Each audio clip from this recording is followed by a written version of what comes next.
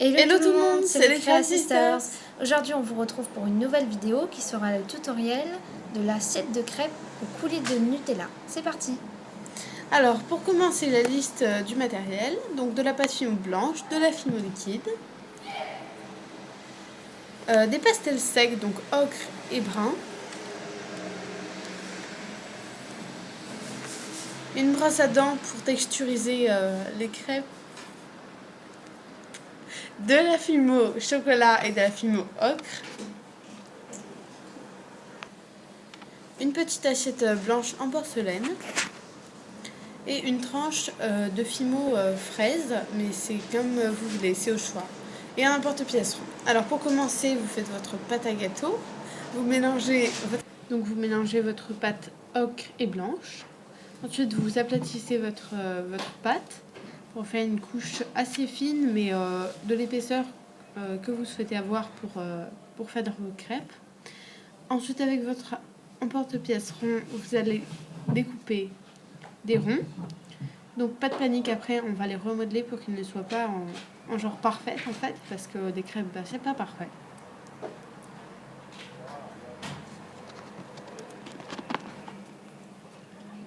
Avec l'excédent de pâte, vous refaites une boule et puis vous recommencez l'opération pour économiser au maximum la pâte.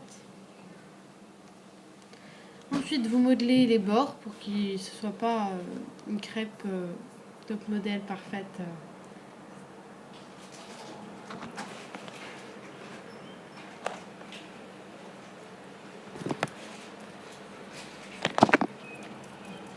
Ensuite, vous les texturez avec une brosse à dents.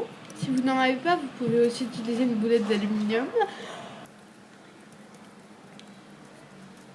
Il faut texturer, mais pas trop parce que les crêpes c'est quand même assez lisse. Il y a juste des petits trous, des petites bulles d'air en fait par-ci par-là. Alors ensuite, avec des pastels secs, vous les colorez avec le pastel ocre à peu près à partie égale sur toute la crêpe. Après, il faut que ce soit pas totalement régulier non plus. Alors, on colore bien toutes les crêpes avec le pastel ocre, puis à certains endroits avec le pastel marron pour faire comme des petits endroits un petit peu plus cuits.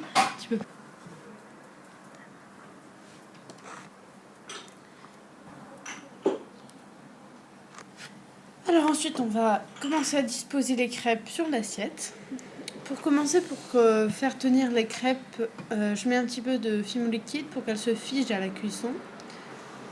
Comme ça évitera les accidents, donc que les crêpes retombent. Et puis si jamais vous avez un petit problème, vous pouvez simplement mettre un point de colle et ça ira très bien. Ensuite, avec un dotting tool, je viens les prendre par le milieu en appuyant légèrement et je les dispose en pile sur l'assiette.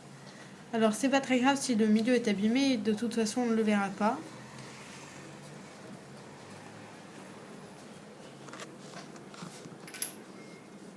L'important c'est surtout que celle qui va se voir tout en haut soit vraiment très jolie et choisissez la plus belle parce que c'est celle qu'on verra le plus. Même si de toute façon il y aura un petit peu de coulis, donc ça va cacher. Alors voilà ce que ça donne sur les côtés. Ça fait plutôt joli. Ensuite avec le coulis, donc le coulis c'est de la fimo malaxée dans de l'eau, de la fimo liquide. Alors vous allez l'appliquer assez irrégulièrement, comme si vous aviez versé en fait juste du chocolat, du coulis de chocolat par-dessus, donc c'est pas du tout censé être régulier. Moi je fais des petites coulures vers les bords.